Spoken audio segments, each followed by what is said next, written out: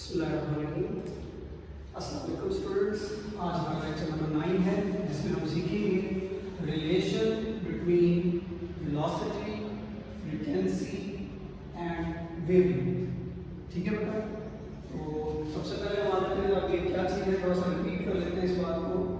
Wave is a disturbance in a medium which travels from one place to another।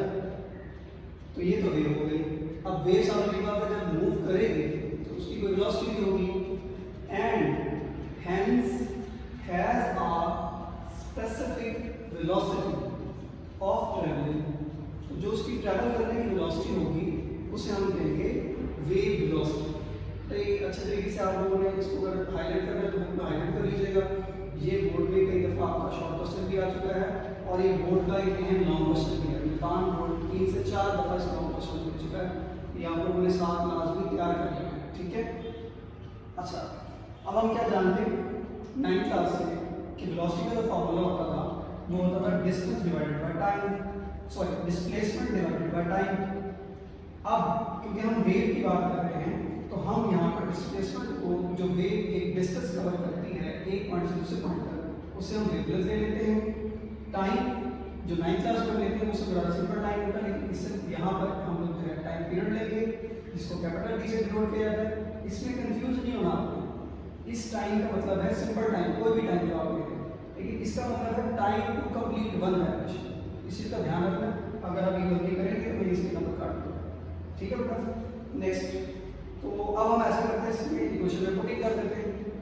जहाँ displacement है वहाँ पर lambda put कर देंगे, जहाँ टाइम है वहाँ हम टाइम पीरियड पुट कर देंगे, तो हमारे पास कुछ इस तरह की इक्वेशन बन जाएगी।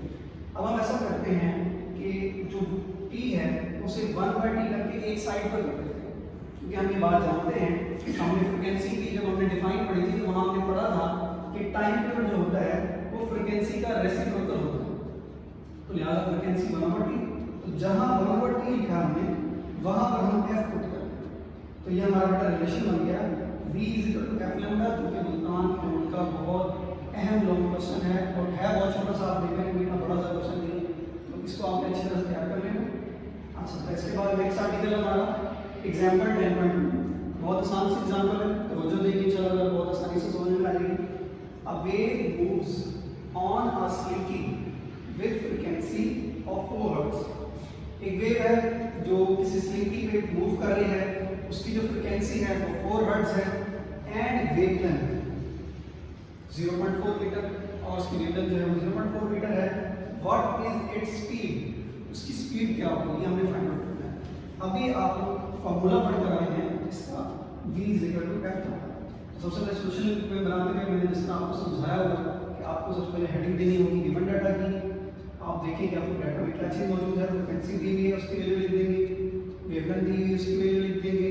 अब हम देखेंगे इसमें फार्मूला कौन सा यूज होगा। मैंने अभी ये फार्मूला सॉल्व करवाया है, वही फार्मूला इस्तेमाल करेंगे, v = f लैम्डा।